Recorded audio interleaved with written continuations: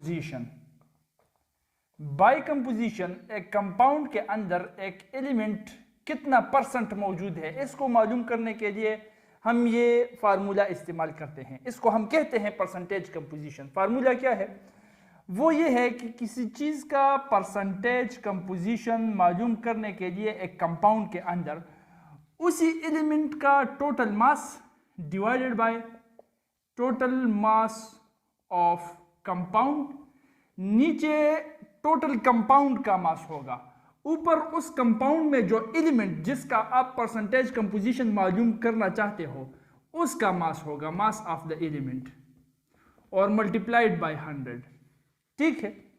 Percentage composition मतलब हमारे पास एक कंपाउंड है, उस कंपाउंड के मैं 100 टुकड़े बना लूं, तो उस 100 टुकड़ों में जो ये खास एलिमेंट मैं स्टडी करना चाहता हूं ये कितने टुकड़े होगा, ये हुआ परसेंटेज कंपोजिशन। ठीक है। तो अब उसी कंपाउंड का टोटल मास मालूम करो, उसी एलिमेंट का टोटल मास जो उस कंपाउंड में है, फिर उसी एलिमेंट का मास जो उस कंपाउंड में है टोटल मास डिवाइडेड बाय उस टोटल कंपाउंड का मास, और 100 में करो मल्टीप्लाई, जो आ जाएगा वो हुआ आपके साथ परसेंटेज कंपोजिशन। फॉर एग्जांपल मेरे पास हुआ H2SO4, एग्जांपल कर लेते हैं यहां पर। ठीक है, ये हुआ एग्जांपल मेरे पास H2SO4। इसमें से हर एक एलिमेंट का मैं परसेंटेज कंपोजिशन मालूम करना चाहता हूं कि हाइड्रोजन कितने परसेंट मौजूद है इस H2SO4 में, सल्फर कितना मौजूद है, और ऑक्सीजन कितने परसेंटेज में मौजूद है। तो सबसे पहले मैं करूंगा यूं कि इस कंपाउंड H2SO4 का टोटल मास मैं मालूम कर लूंगा, total mass of the compound. वो इस तरह से करूंगा, हाइड्रोजन 2 है तो 2 मल्टीप्लाइड बाय इसका एटॉमिक मास 1 है तो 1 प्लस, सल्फर 1 है तो 1 मल्टीप्लाइड बाय इसका एटॉमिक मास है 32 तो 32 प्लस, ऑक्सीजन 4 है तो 4 मल्टीप्लाइड बाय इसका एटॉमिक मास है 16, तो इस तरह से हो जाएगा। ठीक है। अब इसको जब हम मल्टीप्लाई करेंगे तो इससे बनेगा 98, 2 प्लस 32 प्लस 64, ये बन जाएगा 98 ग्राम पर मोल, जो कि इसका मोलर मास है H2SO4 का, 98 ग्राम बन गया। अब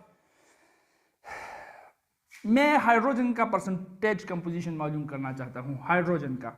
ये हुआ percentage composition of hydrogen is equal to क्या है, total mass of the element. इस हाइड्रोजन का टोटल मास इस कंपाउंड में कितना है, वो क्या है 2, दिख रहा है ना, एक एटॉमिक मास 2 एटम्स, तो टोटल 2 ग्राम के हाइड्रोजन इस 98 ग्राम में H2SO4 में मौजूद है। तो total mass of the element of the hydrogen वो है 2 divided by total mass of the compound वो है 98 मल्टीप्लाइड बाय 100।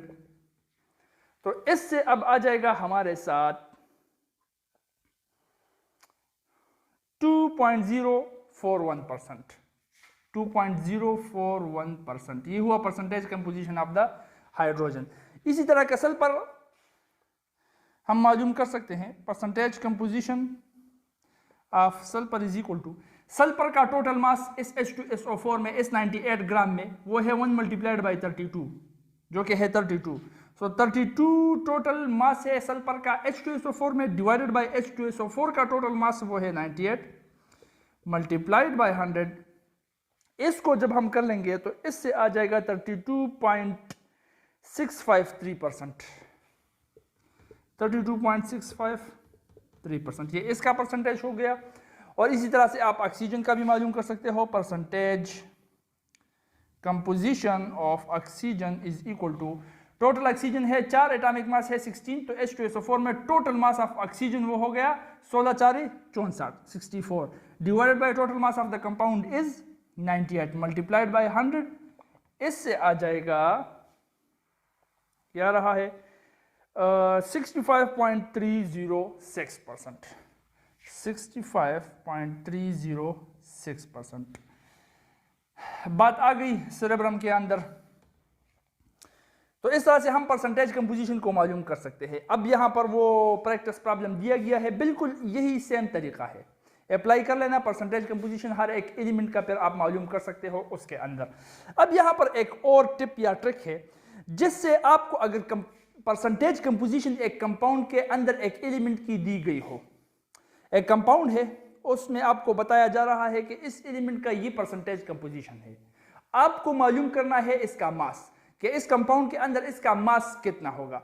तो परसेंटेज कंपोजिशन अगर दिया गया हो तो मास भी आप मालूम कर सकते हो इसी को रिवर्स करके, ठीक है। जैसे कि यहां पर जो एग्जांपल आपकी किताब में दिया गया है वो है एक एलॉय का एग्जांपल। आपने ले लिया एक एलॉय, उसका मास है 10 ग्राम, टोटल एलॉय का मास है 10 ग्राम।